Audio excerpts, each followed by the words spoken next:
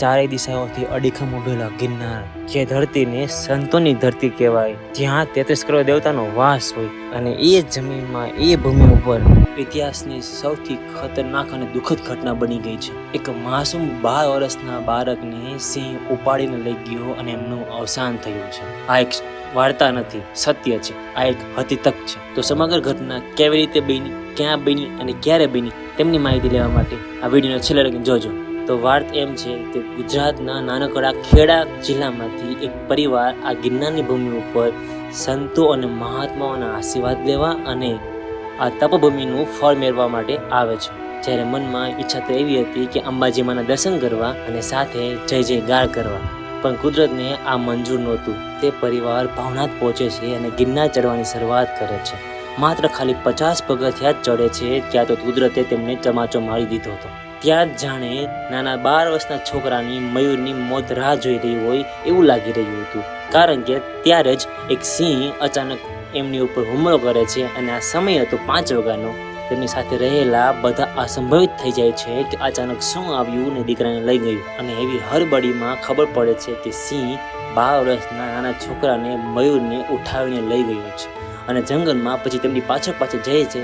અને ત્યાર પછી એમના માતા પિતાને કંઈ ભાન રહેતી નથી, પણ તેમની પાછળ તે ભાગી રહ્યા છે, પણ સિંહનો કોઈ અતોપતો મળતો નથી. આગળ જતા તેમના બાળકના બૂટ અને કપડાં મળે છે.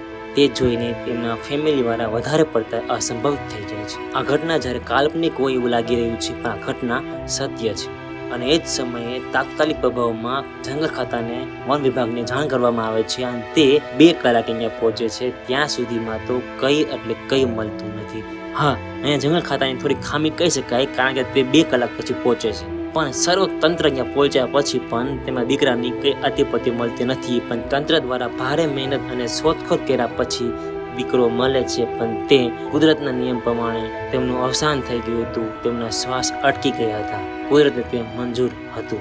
અમારે સવારમાં જ્યારે ગિરનારની સીડીઓ ચડતા હતા, ત્યાંથી મેન ગેટથી 50 સીડીઓ ઉપર ચડ્યા અને ત્યાંથી અમારા 11 વર્ષનું એક બાળક હતું, અમારો ભત્રીજો થાય, એને પાછળથી હુમલો થયો વાઘનો. વાઘ ઘસીએ કોઈ ખ્યાલ નહીં આવ્યો, કારણ કે લાઇટની સગવડ સહ નહીં અહીંયા. એ લઈ ગયા અને અત્યાર લગીને ફોરેસ્ટ વિભાગ એમની તપાસ કરે છે, ચાલુ છે.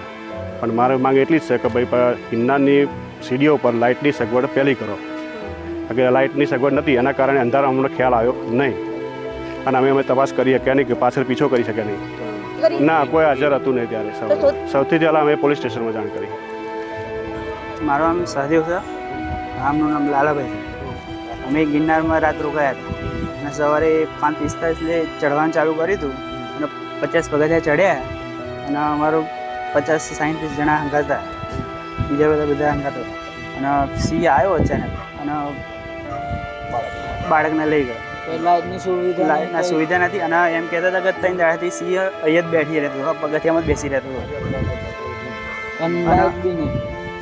કેટલા વર્ષનું બાળક હતું? મહેન્દ્ર છે. તો સવાલ એ છે કે આવા સમયે જંગલ ખાતા દ્વારા શું નિર્ણયો લેવામાં આવેલા હતા, શું એની કાળજી રાખવામાં આવેલી હતી કે સિંહ જેવા આતંકી જે જાનવર છે તે ગિરનારના પગથિયે આજુબાજુ ના આવે.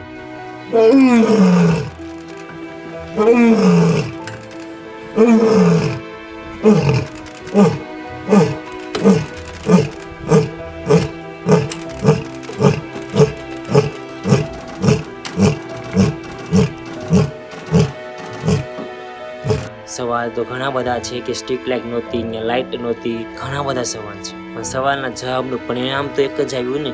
નાનકડો 12 વર્ષનો જે મયુર છોકરો હતો તે અત્યારે આપણા વચ્ચે નથી. હવે કદાચ એ કુદરતને મંજૂર નહોતું. આ તો પછી કુદરતની વાત છે, ઈશ્વર પરમાત્માની ઈચ્છા છે. જ્યારે મોતનો કોઈ ચીજ હોય ત્યારે તે સંભવ જ થાય છે. અને બધા પ્રાર્થના કરો કે તે 12 વર્ષનો જે છોકરો છે મયુર, એમની આત્માને શાંતિ મળે. ઓમ નમો નારાયણ, હર હર મહાદેવ.